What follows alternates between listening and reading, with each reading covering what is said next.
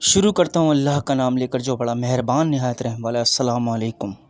आप देख रहे हैं मिस्टर ट्विटर चैनल को सब्सक्राइब कीजिएगा, चैनल को लाइक कीजिए अगर आपको पसंद आए वीडियोस, और इसके अलावा कमेंट बॉक्स में अपनी राय का इजहार ज़रूर कीजिएगा। शुक्रिया।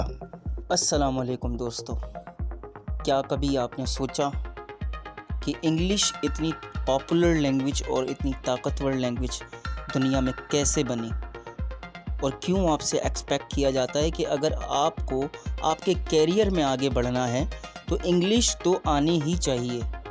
और ये सिर्फ पाकिस्तान में ही नहीं, इवन कि दुनिया के ज़्यादातर कंट्रीज़ में यही चीज़ एक्सपेक्ट की जाती है कि आपको आपकी मदर टंग के अलावा इंग्लिश तो बोलना आनी ही चाहिए। क्या ऐसी ख़ास बात है इंग्लिश के बारे में जो दुनिया की सबसे पावरफुल और ताकतवर लैंग्वेज बन चुकी है? और वैसे इंग्लिश से पहले कौन सी लैंग्वेज ऐसी थी जो सबसे ताकतवर थी दुनिया के अंदर और पॉपुलर थी? आज की इस एजुकेशनल वीडियो में जानने की कोशिश करते हैं। आइए तो दोस्तों, इतिहास में जाएं तो इसका जवाब शुरू होता है ब्रिटिश एम्पायर से। दुनिया का सबसे लार्जेस्ट एम्पायर 1922, ये वो ईयर था जब ये एम्पायर अपनी पूरी पीक पर था। सबसे ज़्यादा कब्ज़ा कर रखा था इसने दुनिया पर।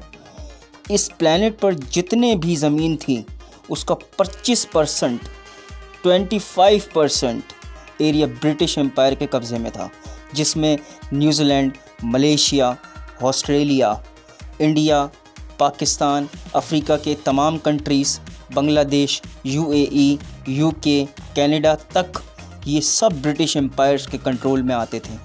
एक कहावत तो सुन रखी होगी आपने ब्रिटिश एम्पायर से related, the sun never sets over the British empire.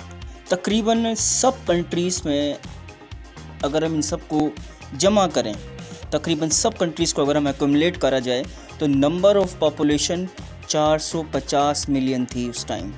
इतने कंट्रीज़ को कॉलोनीज़ कर रखा था ब्रिटिश एम्पायर ने। और जो कॉलोनीज़ में रहने वाले लोग थे, अगर उनको अपना अच्छा कैरियर बनाना है या अच्छी नौकरी चाहिए थी, ठीक है, तो उसके लिए इंग्लिश लैंग्वेज सीखना बड़ा ज़रूरी था। इसलिए उन सब कंट्रीज़ में इस लैंग्वेज को लैंग्वेज ऑफ द एलीट कहा जाता था या माना जाता था। अगर आप पढ़े लिखे हैं और अच्छी नौकरी करते हैं तो इंग्लिश तो आपको आती ही होगी। लेकिन तब क्या हुआ कि जब ब्रिटिश एम्पायर की पकड़ टूटने लगी, 1950s तक आते आते ज़्यादातर कॉलोनीज़ को अपनी आज़ादी मिल चुकी थी, या फिर एक भारी इंडिपेंडेंस मूवमेंट की शुरुआत हो चुकी थी। ब्रिटिश को ये कंट्री छोड़कर जाना पड़ा और आज़ादी को देना पड़ा। आज़ादी मिलने के बाद भी इन कंट्रीज़ में इंग्लिश एक ऑफिशियल लैंग्वेज बनी रही या नेशनल लैंग्वेज बनी रही।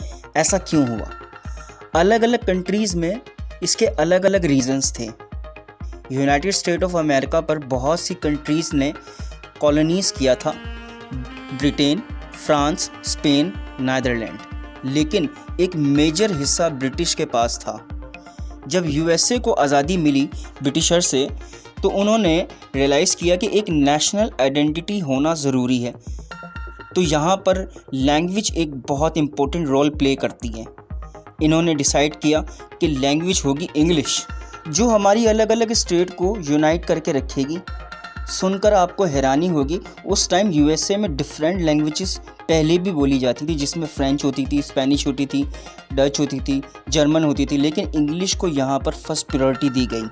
अच्छा, अब तक जो भी मैंने कहानी सुनाई है, बताई है, एक्सप्लेन की है, उससे एक चीज़ वाज़ेह हो जाती है कि जिन कंट्रीज़ में ब्रिटेन ने कॉलोनीज़ किया हुआ था वहाँ पर इंग्लिश बोली जाती थी, लेकिन दुनिया में बाकी इस कंट्री जो हैं उनका क्या है? वहाँ पर इंग्लिश क्यों बोली जाती है? बाकी कंट्रीज़ को तो किसी ने मजबूर नहीं किया कि वो इंग्लिश बोलें। फिर बाकी कंट्रीज़ में, बाकी दुनिया में किस तरीके से ये स्प्रेड कर गई? इसका जवाब छुपा है दोस्तों पिछले 50 से 70 सालों में। वर्ल्ड वॉर 2 जो हुई थी, अलाइड कंट्रीज़ ने एक्सेस कंट्रीज़ को हराया था। अलाइड कंट्रीज़ यानी ब्रिटेन, अमेरिका, फ्रांस जैसे कंट्रीज़, जर्मन, जापान, इटली जैसी कंट्रीज़ को हराया था। पहला पॉइंट तो यही था कि जो कंट्रीज़ ऐसे बड़ी वॉर्स को जीतती हैं उनका ही कल्चर दुनिया के अंदर डोमिनेट करता है। ब्रिटेन और यूएसए में इंग्लिश बोली जाती थी, इसी वजह से उनका कल्चर ने दुनिया के अंदर डोमिनेट किया। इसके अलावा दूसरा पॉइंट ये है कि वर्ल्ड वॉर 2 ख़त्म होने के बाद USA one and only one country जिसने ज़्यादा नुकसान नहीं सहा था। बाकी सारी यूरोपियन कंट्रीज़ को, डेवलप कंट्रीज़ को भारी नुकसान सहना पड़ा था।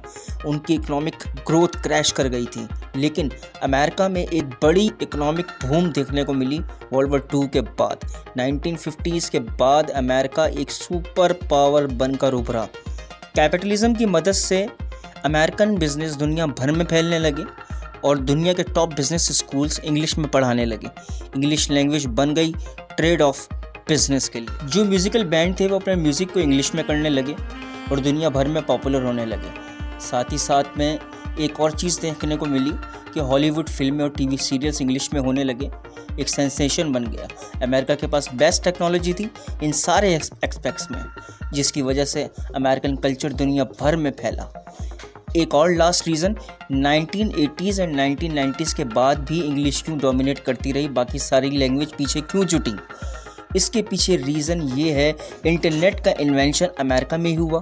इंटरनेट से रिलेटेड जो भी कंपनीज उभर के आईं वो अमेरिका में उभर के आईं। 63% जो वेबसाइट्स हैं इंटरनेट पर मौजूद हैं, जो कंटेंट मौजूद है इंग्लिश लैंग्वेज में है। ऑब्वियसली इसके साथ साथ जो कंप्यूटर का इन्वेंशन हुआ, कीबोर्ड, टाइपराइटर्स अमेरिका ने इन्वेंट किया। 2 इंडो यूरोपियन लैंग्वेज थी दुनिया में जो पुराने ज़माने में काफ़ी डोमिनेट कर रही थी, और ये 2 ज़माने थी, ग्रीक और Latin. University of Chicago linguistic professor का कहना ये था कि लैटिन दुनिया की पहली रिकॉर्डेड लैंग्वेज थी जिसने 1300 साल के लिए दुनिया के ऊपर डोमिनेट किया। उम्मीद करता हूँ आपको ये हमारा सेगमेंट, ये डॉक्यूमेंट्री वीडियो अच्छी लगी होगी। अच्छी लगी हो तो लाइक कीजिएगा, सब्सक्राइब कीजिएगा और इसको शेयर कीजिएगा। अल्लाह हाफिज़।